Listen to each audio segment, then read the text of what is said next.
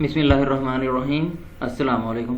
देखिए, last time हमने पढ़ा था जो साल्मोनेला सीपीसी की वजह से बीमारी होती है, ठीक है ना, जो भी डिजीज़ काज होगी उसकी क्या है जो सिम्टम्स क्या होंगी, ठीक है ना। सिम्टम्स के कौन कौन सी सिम्टम्स, अगर साल्मोनेला टाइफी है तो वहाँ पे फीवर हो सकता है, ठीक है ना, या फिर क्या हो जाएगा जो ल्यूमिनल जो कैविटी है वहाँ पे इन्फेक्शन हो जाएगा, या फिर बहुत सारी और क्या आ सकती हैं सिम्टम्स आ सकती हैं। सिम्टम के साथ साथ जो फिजिकल सिम्टम है वो भी आती हैं, फीवर की शक्ल में आती हैं, ठीक है ना। उसके अलावा क्या है, इसकी हमने देखा था डायग्नोसिस कैसे होती है। डायग्नोसिस के बाद हम इन्फेक्शियस डोज पे गए थे कि कितनी अमाउंट के अंदर साल्मोनेला अगर सीपीसी मौजूद हो, तो वहाँ पे हमने देखा था अगर ओनली 1 to 10 सेल्स हैं तो वो क्या कर सकते हैं, इंटेरिक फीवर काज कर सकते हैं, ठीक है ना। तो उसके बाद हमने देखा था उसका ट्रीटमेंट कि किस तरीके से क्या करना है, साल्मोनेला टाइफी को ट्रीट करना है। और ट्रीटमेंट के बाद हमने देखा रेजिस्टेंस, एंटीबायोटिक रेजिस्टेंस, ठीक है ना। बहुत ज़्यादा जो मसला आया डेवलपिंग कंट्रीज़ के अंदर वो एंटीबायोटिक रेजिस्टेंस की वजह से था, क्योंकि लोगों ने जो ब्रॉड स्पेक्ट्रम एंटीबायोटिक होती हैं वो रिकमेंडेशंस दे के क्या है प्रॉपर जो ट्रीटमेंट ना हुई, प्रॉपर ट्रीटमेंट ना होने की वजह से क्या है बैक्टीरिया के अंदर रेजिस्टेंस आ गए, और मल्टी ड्रग रेजिस्टेंस की वजह से क्या है साल्मोनेला का जो नोटोरियस एक्शन है वो मेंटेन रहा।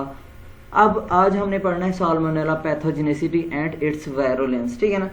अब सबसे पहले हम देखते हैं पैथोजेनिसिटी क्या होती है, ठीक है ना। पैथोजेनिसिटी क्या है, ability of an organism to infect a host and cause disease, ठीक है ना। ये वो सलाहियत है किसी भी जानदार की जो क्या करे, होस्ट को इन्फेक्ट करे और उसमें क्या करता है, डिजीज काज करता है, ये उसकी पैथोजेनिसिटी कहलाती है, ठीक है ना। वायरुलेंस क्या है, virulence severity of the disease है इन्फेक्टेड होस्ट के अंदर, ठीक है ना, कि कितना सवेयर शिद्दत जो है किसी भी डिजीज की होस्ट के अंदर वो क्या कहलाती है, वायरुलेंस कहलाती है। अब यहाँ पे हमारे पास जो फैक्टर्स हैं उनमें सबसे पहला फैक्टर है specific and non specific human responses, ठीक है ना।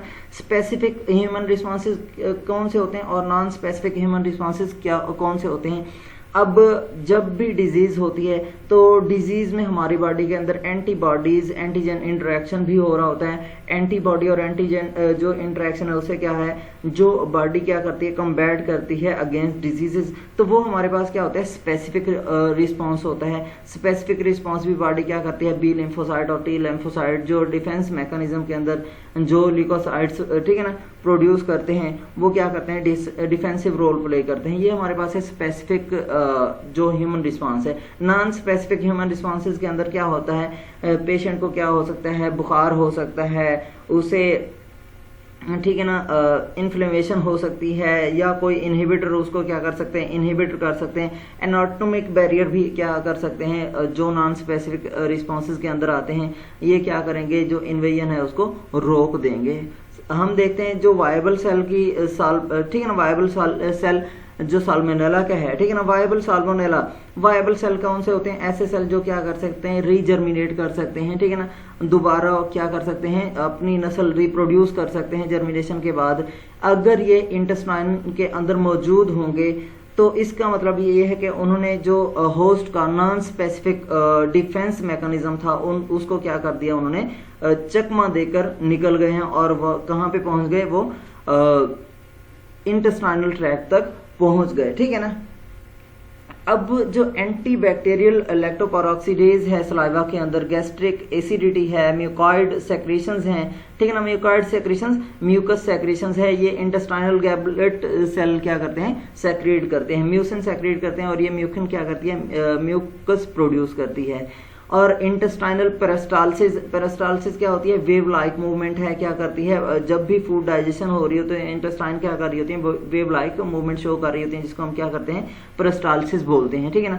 तो इंटेस्टाइनल पेरिस्टाल्सिस है, या स्लगिंग ऑफ ल्यूमिनल सेल्स है, ल्यूमन, ठीक है ना, कोई भी हालो कैविटी होगी तो उसके इंटरनल जो पोर्शन है, ये देखें, ये वाला जो है इसको हम क्या बोलते हैं, ल्यूमन बोलते हैं। जो ल्यूमन एपिथेलियल सेल्स होंगे, ठीक है ना, ल्यूमन की एपिथेलियम जो एपिथेलियम में जो सेल्स होंगे वो क्या करते हैं, सिनर्जिस्टिकली अपोज करते हैं बैक्टीरियल कॉलोनाइजेशन को इंटेस्टाइनल, ठीक है ना, म्यूकोजा के।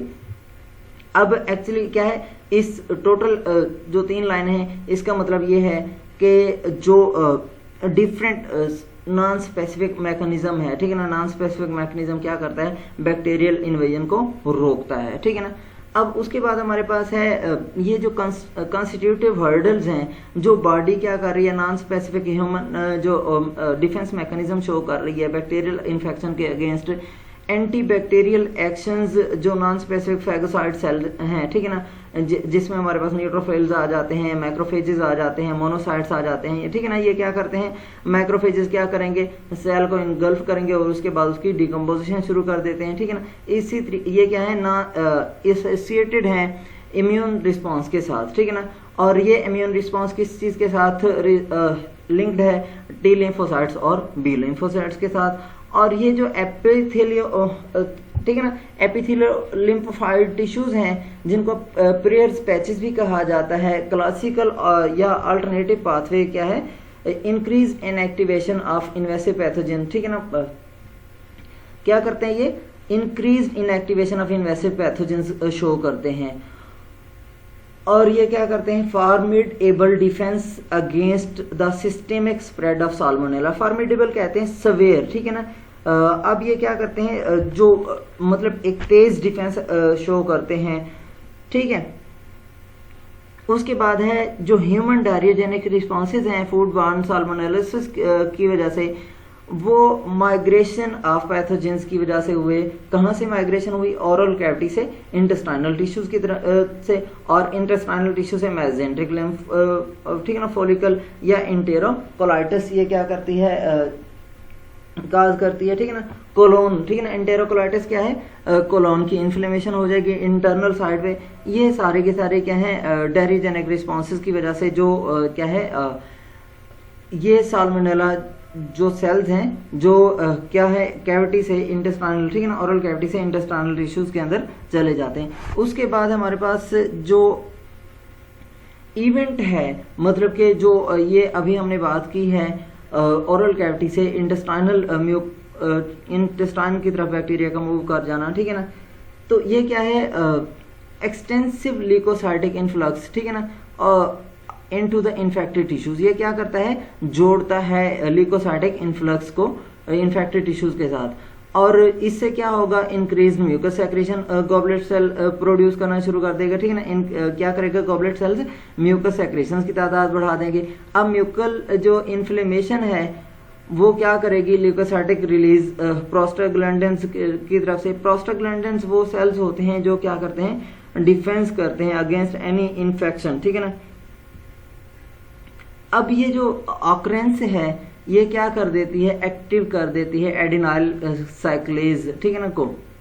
ये इंजाइम है इंटेस्टाइनल एपिथेलियल सेल्स के अंदर, जिसकी वजह से क्या होगा, इंक्रीज्ड फ्लूइड सेक्रेशन शुरू हो जाएगी इंटेस्टाइनल ल्यूमन के अंदर।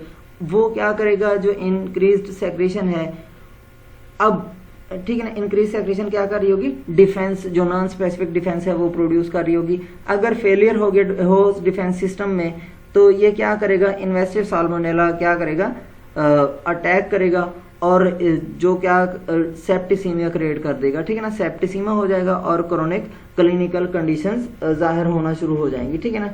अब यहाँ पे हम बात करें अगर सेप्टिसीमिया की, तो सेप्टिसीमा क्या है, ठीक है ना, ब्लड पॉइजनिंग है। ये सेप्टिसीमा क्या है, ब्लड पॉइजनिंग है। उसके बाद अगर हम आगे देखें तो आगे हमारे पास है जेनेटिक्स ऑफ साल्मोनेला वेरुलेंस, के किस तरीके से साल्मोनेला क्या करता है, शदीद जो डिजीज है वो काज करता है, ठीक है ना।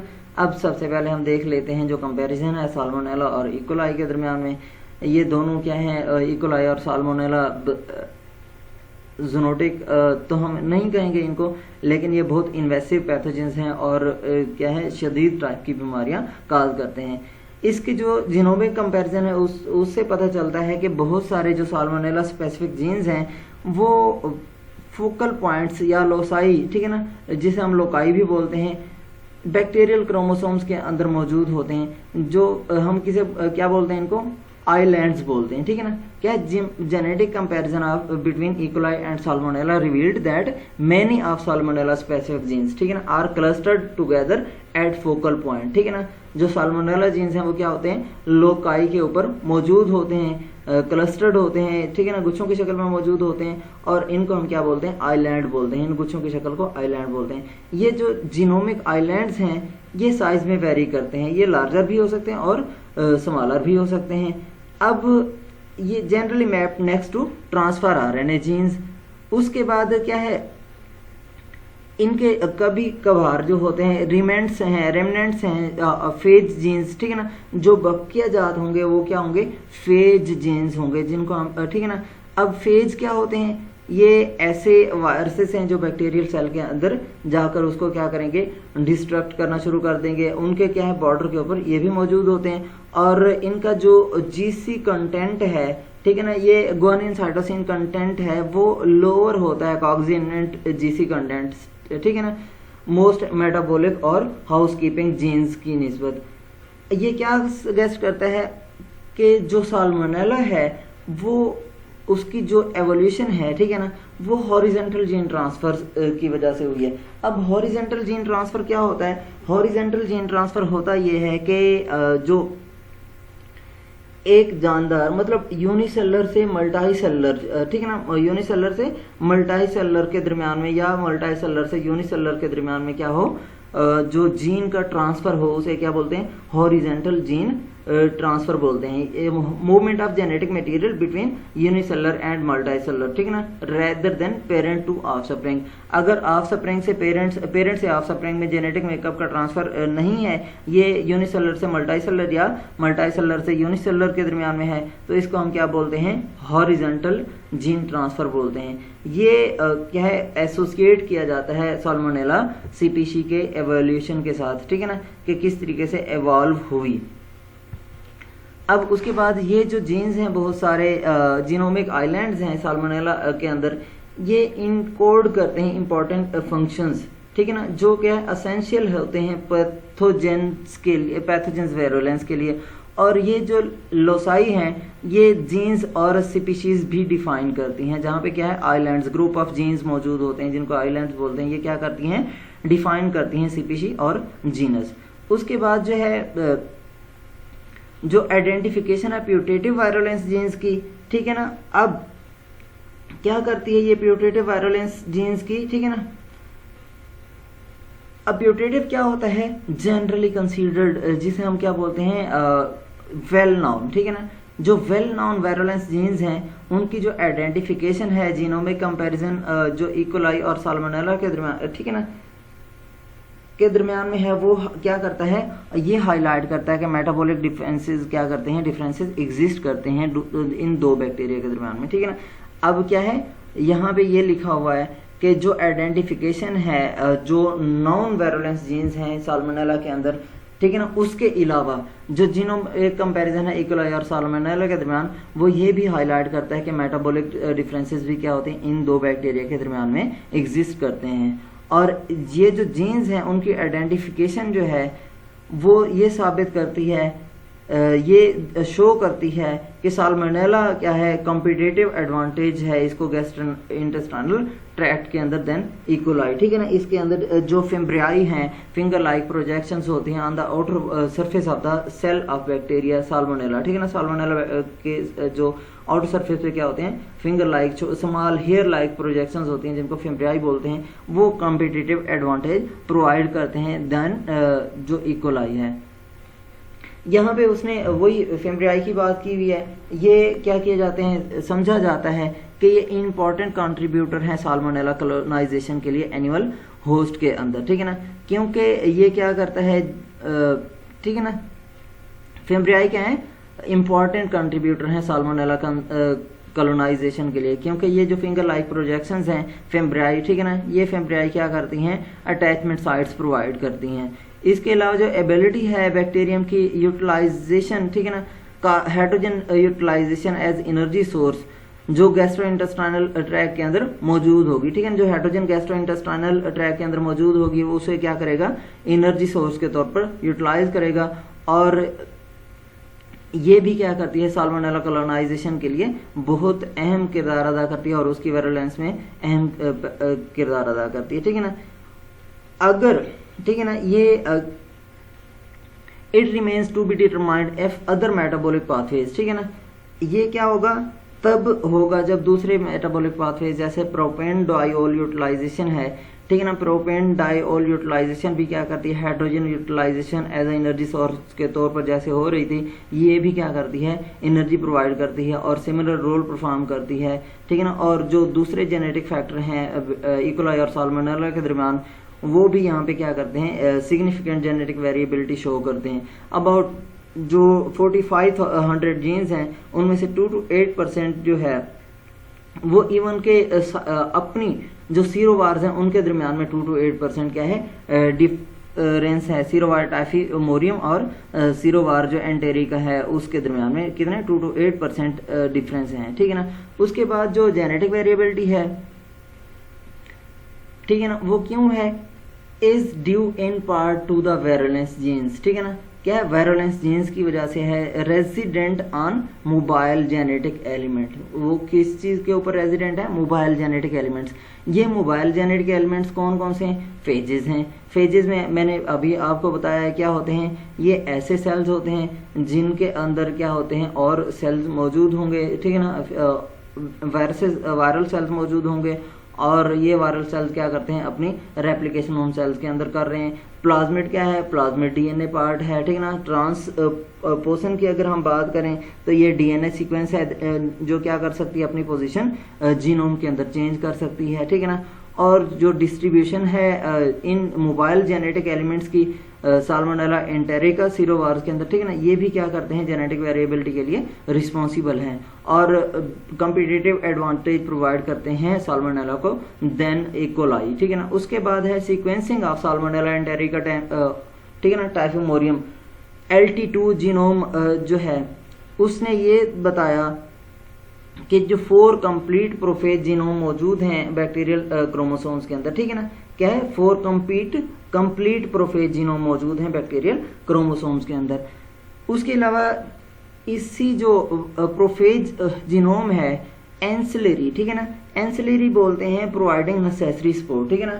क्या है, within these prophage genomes are ancillary. ये जो प्रोफेज हैं जीनोम्स ये क्या है, एंसिलरी हैं, ये सपोर्ट प्रोवाइड करते हैं, अपना काम नहीं करते। नॉन फेज जीन्स मौजूद होते हैं जिनको समझा जाता है कि ये क्या करते हैं, साल्मोनेला सीपीसी की जो कुछ, ठीक है ना, एस्पेक्ट को, पैथोजेनेसिस को क्या करते हैं, प्रमोट करते हैं, उसमें कंट्रीब्यूट करते हैं। उसके बाद है सर्कुलेशन जो है इन प्रोफेजेस की और उनके जो बकिया जात हैं, ठीक है ना, रेजिडेंट वायरोलेंस एसोसिएटेड जीन्स की, ये क्या करती है, साल्मोनेला एंटेरिका सीरोवार्स के में भी डिफरेंस है, ठीक है ना।